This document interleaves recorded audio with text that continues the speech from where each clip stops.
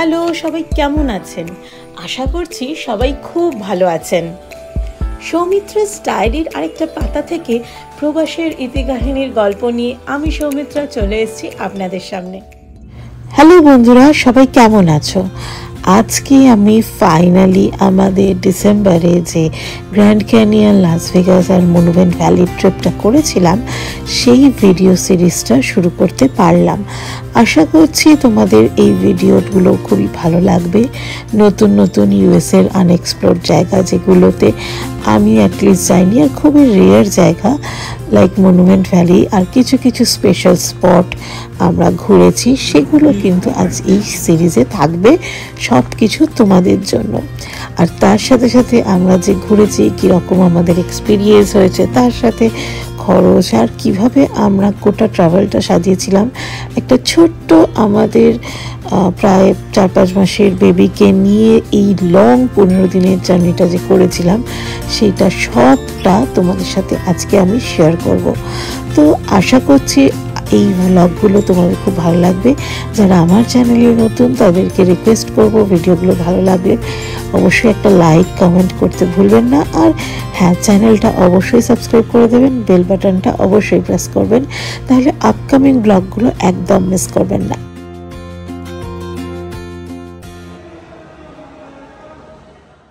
আমাদের ট্রিপটা শুরু হয়েছিল রাত্রিবেলা। তো রাত্রিবেলা অন্ধকারে বিশেষ কিছু ছবি আসবে না বলে আমি কোনো ব্লগ করিনি। ঘড়িতে বাজে সকাল 7টা আর আমরা এখন পৌঁছে গেছি অ্যালবাকার্কিতে, যেটা আমাদের বাড়ি থেকে প্রায় 10 ঘন্টার দূরত্বে আছে। অ্যালবাকার্কিতে গিয়েই আমরা প্রথম স্টপ নেব, আর কিছু জেনারেল শপিং করতে হবে, তাই ওয়ালমার্ট থেকে আমরা কিছু জিনিস কিনে নেব। এখানে সবার প্রথম একটু দই কিনবো, যেটা আদিকে খাওয়াতে কাজে লাগবে। তা ওকে দিয়েছি, কোনটা ও চুজ করে দেখি, যেটা ও চুজ করবে সেটাই আমরা তুলবো। স্ট্রবেরির মুখটা দেখো, strawberry vanilla, which one do you need? Strawberry পাকড়াবে, লাল আছে এটা না এটা?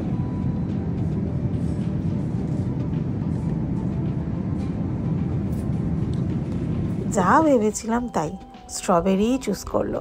তো স্ট্রবেরিটা তুলে নিলাম, আর বাকি জিনিসপত্র কিনে নিয়ে আবার আমরা রওনা দিলাম মনুমেন্ট ভ্যালির উদ্দেশ্যে। যদিও অ্যালবাকার্কি থেকে মনুমেন্ট ভ্যালির দূরত্ব প্রায় 5 ঘন্টার কাছে, কিন্তু আমরা জানি আমাদের আরও সময় লাগবে, কারণ আদি এখনও এতটা লং জার্নি কন্টিনিউ নিতে পারবে না। মধ্যখানে অনেক ব্রেক হবে, লাইক ডাইপার চেঞ্জ করা, ওর খাবারের জন্য একটু সময় দেওয়া, কারণ এত ছোটো বাচ্চাকে নিয়ে যখনই লং ট্রাভেল করা হয় তখনই চেষ্টা করা উচিত 2 ঘন্টা অন্তর অন্তর ওকে কার সিট থেকে বের করে একটু রিল্যাক্স করানো। তাই আমাদের 2 ঘন্টা অন্তর অন্তর যতটা পারি স্টপ নিতে হবে যখন ও জেগে থাকবে। যদিও ঘুমিয়ে থাকে দেন ইটস ওকে, যতটা পারো বাড়ি টেনে নিয়েছে সময়, কোনো অসুবিধা নেই। কিন্তু যেহেতু এখনও জেগে আছে, আমাদের 2 ঘন্টা করে হলেও কোথাও না কোথাও স্টপ নিতে হবে। তাই আশা করছি আজকে মনুমেন্ট ভ্যালিটা আমরা পৌঁছে যাব বিকেলবেলা, অ্যাটলিস্ট 3-4টের মধ্যে চেষ্টা করব। আর আজকে খুব একটা ঘোরার কোথাও নেই, তাই হোটেলেই সারাদিন থাকা। আমরা বাড়িতে রাত্রিবেলা আগের দিনকে কেসেডিয়া বানিয়ে নিয়েছিলাম, সেটাই আজকে লাঞ্চে আমরা খেয়ে নেব। তো লাঞ্চের জন্য বিশেষভাবে কোনো জায়গায় দাঁড়াবো না, স্ট্রেট চলে যাব মনুমেন্ট ভ্যালি। শুধুমাত্র আদির জন্য যখনই ব্রেক নিতে হবে আমরা তখন সেই ব্রেকটা নিব। আমরা যে এখন মনুমেন্ট ভ্যালি যাচ্ছি, এই মনুমেন্ট ভ্যালির বিশেষত্ব কি? একটি খুবই আনকমন স্পট, যেখানে গেলে মনে হবে না যে আমরা পৃথিবীতে রয়েছি, মনে হবে এটা পৃথিবীর অন্য কোনো বাইরের জায়গা। আমরা যদিও এটা সেকেন্ড টাইম যাচ্ছি, এর আগে আমাদের মনুমেন্ট ভ্যালি ঘোরা হয়ে গেছে, এবারে বাবা মাকে নিয়ে যাচ্ছি। বাট এটি একটি এমনই স্পট যেখানে ফরেস্ট গাম্পের মতো ফেমাস সিনেমা এখানে শ্যুটও হয়েছে। তাই এই মনুমেন্ট ভ্যালির বিশেষত্বটা কি সেটা আমার থেকে না শুনে আপনারা সুমনের থেকে শুনে নিন। মনুমেন্ট ভ্যালিটা অ্যাকচুয়ালি উটা এবং অ্যারিজোনা বর্ডারে অবস্থিত। এটা নাভাহো নেশনের আন্ডারে আসে। নাভাহো নেশন হচ্ছে ইউএসের মধ্যে সবথেকে বড় ট্রাইবাল গ্রুপ বাই পপুলেশন। এদের আন্ডারে প্রায় 400,000 বা 4 লক্ষ লোক রেজিস্টার আছে। এখানে এই নাভাহো ল্যান্ডটা টোটালি গভর্নড বাই নাভাহো পিপল। তো এখানে যে এন্ট্রি ফি বা যা পুরো ম্যানেজমেন্ট বা অ্যাডমিনিস্ট্রেশনটাই নাভাহো পিপলরা মেনটেন করে, সেই কারণে এখানে কোনো ন্যাশনাল পার্ক পারমিট অ্যাকসেপ্ট হয় না। এখানে আলাদা করে আপনাদের এন্ট্রি ফি দিতে হবে per person per day to enter in the Navajo land. And that's why Olhato Monument Valley is carrying a significant importance in US travel diary. And শুধুমাত্র monument valley না, আমরা অ্যান্টেলোপ ক্যানিয়নে যাব, সেগুলো সব কিছুই এই নাভাহো পিপলদের আন্ডারে পড়ছে। And they are taking a very good care to this land and also to the tourists who are visiting their country.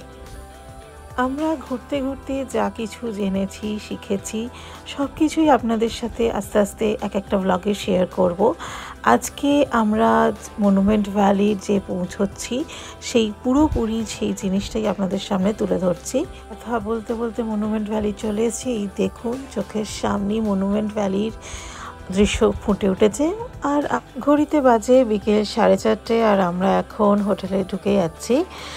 আমরা দোতলায় ঘর নিয়েছি, এখানে যেতে গেলে গাড়ি করে যেতে হবে। আমাদের হোটেলের নাম গোল্ডিংস লজ, যেটা মনুমেন্ট ভ্যালির ভেতরেই অবস্থিত।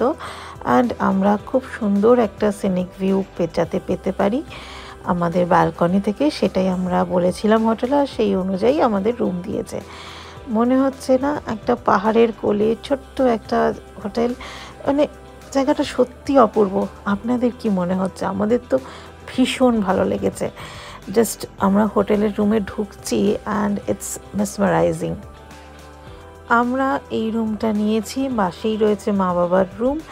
দুটো রুমে আমরা থাকবো। লাইটগুলো আগে জ্বালিয়ে দিই আর আপনাদের ব্যালকনি থেকে ভিউটাও দেখাবো। মা বাবারা পাশের রুমে রয়েছে, এই দেখুন। চলুন ব্যালকনিতে যাওয়া যাক, আপনাদের একটু ব্যালকনি থেকে মনুমেন্ট ভ্যালির দৃশ্যটা দেখিয়ে দিই। দূরেই দেখা যাচ্ছে, কাঁচটা খুললে বুঝতে পারবো আরও ভালো করে। এই দেখুন, আমাদের দারুণ লাগছে। ওপরে কিন্তু চাঁদ উঠে গেছে, কিন্তু আজকে একটু মেঘলা আছে, বাট ইটস, দেখুন এই হচ্ছে মনুমেন্ট ভ্যালি অ্যান্ড এটাই হচ্ছে দেখতে আসা। আমরা 2 দিন থাকবো মনুমেন্ট ভ্যালিতে, আর প্রত্যেকটা রুমের ভাড়া পড়েছে প্রায় $350 পার নাইট। ইন্ডিয়ান কারেন্সিতে কনভার্ট করলে সেটা 30,000 টাকার কাছে প্রায় পড়ছে। তবে আজকে আর মনুমেন্ট ভ্যালির দিকে যাব না, কারণ একটু পরেই সানসেট হয়ে যাবে। আজকে হোটেলেই থাকা, কালকে সারাটা দিন আমরা মনুমেন্ট ভ্যালি এক্সপ্লোর করব।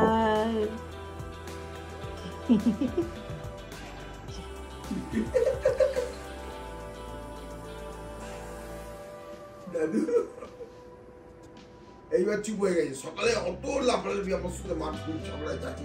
কেমন বসে আছে, কিচ্ছু জানে না, কিচ্ছু বসে গেছে, তো নড়তে পারছে না, বিছানায় বসে গেছে।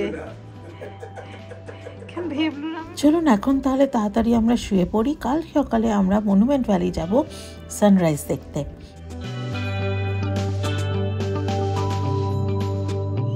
Good morning, good morning. উফ, জাস্ট ব্যালকনি থেকে বেরিয়ে মনুমেন্ট ভ্যালি দারুণ এসছে। ঘড়িতে এখন প্রায় 6:45 কাছে। বাইরের টেম্পারেচার -10। সূর্য এখনও ওঠেনি। 7:30টার সময় সানরাইজের টাইম রয়েছে। আমরা চটজলদি রেডি হয়ে চলে যাব ওই ভ্যালির মাঝখানে, যেখান থেকে আমরা আজকে সানরাইজটা দেখব। এখন বাজে সকাল 7টা। আমরা ঘুম থেকে উঠেই বেরিয়ে পড়েছি সানরাইজ দেখার জন্য। তোমাদের ভিউটা দেখাই। গাড়ির কাছে এতটা যেহেতু ট্রাভেল করে এসছে, ধুলো জমে গেছে, তাই একটু হলেও হেজি আসছে ছবিগুলো, বুঝতেই পারছেন। বাট আমরা চেষ্টা করেছি পরিষ্কার করা যতটুকু পারা যায়। এখনও সূর্যটা ওঠেনি, উঠবো উঠবো করছে, কিন্তু আমাদের শুধু মনে হচ্ছে যেন আমরা স্পটটায় পৌঁছে যাই, তারপর সূর্যটা উঠুক, আমরা যেন সানরাইজটা মিস না করে যাই। সবাই মিলে ঠান্ডা জামা কাপড় পরে, আদিকে তো ডবল জামা কাপড় পরিয়ে সব বেরিয়ে পড়েছি। আর সত্যি কথা বলতে এই ঠান্ডাটাও মা বাবা প্রথমবার খাচ্ছে, তো তাদের কাছে সবটাই নতুন, বাট দে আর এনজয়িং। এই দেখুন মনুমেন্ট ভ্যালি, এখানে ঢুকতে গেলে পার পারসন আমাদের $8 চার্জ লাগবে, আর সেটা এন্ট্রিতেই দিয়ে দিতে হবে, যেটা through out the day valid থাকবে।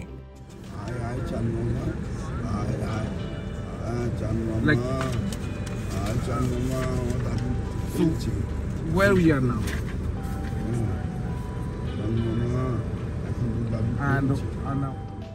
চলে এসেছি আমরা মনুমেন্ট ভ্যালির যেখানটা থেকে আমরা দেখব। এখানে গাড়ি পার্ক করে নিয়ে আমরা এখান থেকেই সানরাইজটা দেখব। আদি এখন ঘুমোচ্ছে, ওকে বের করব না, বাইরে যা টেম্পারেচার, পুরো কেঁপে যাচ্ছি যখন আমি এই শ্যুটটা করছি। তাড়াহুড়োতে গ্লাভস আনতে ভুলে গেছি, ব্যাগে রয়ে গেছে। পরিমাণ হাওয়া চলছে, আপনারা বুঝতেই পারবেন, আমি এখানে কোনো ভয়েস ওভার দিচ্ছি না। আর এটা হচ্ছে পুরোপুরি মনুমেন্ট ভ্যালির উল্টো দিকে দূরের পাহাড়, যেখানে অলরেডি সানরাইজের রে পড়ে গেছে, অ্যান্ড ইটস মেসমারাইজিং।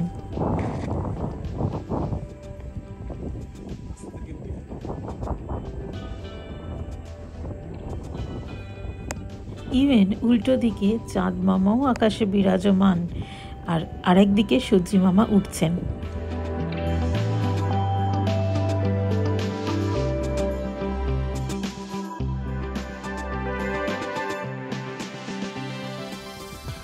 প্রচণ্ড ঠান্ডা,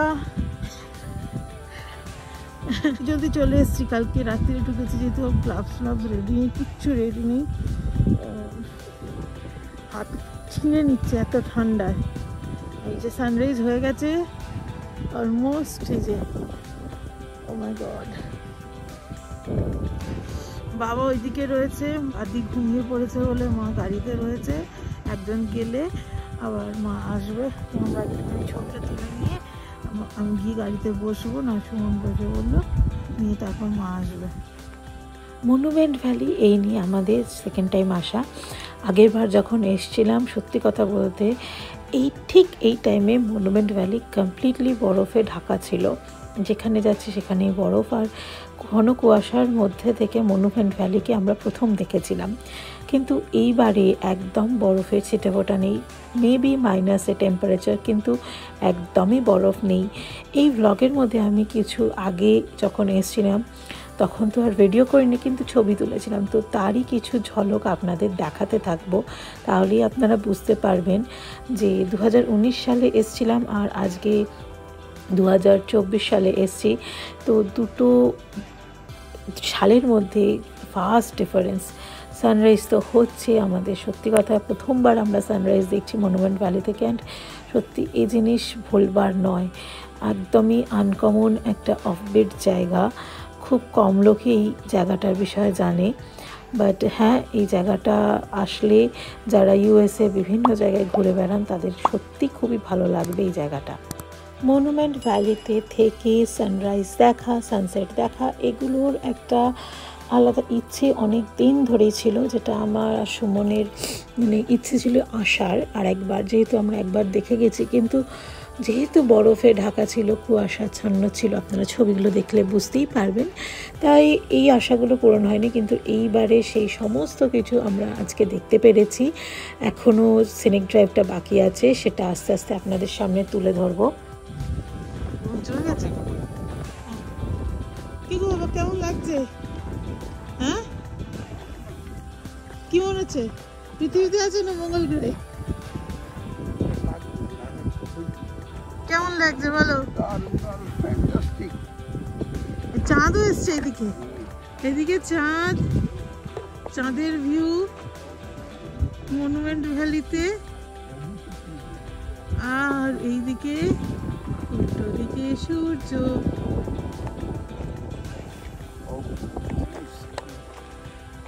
আপনাদের একটা জিনিস দেখাই,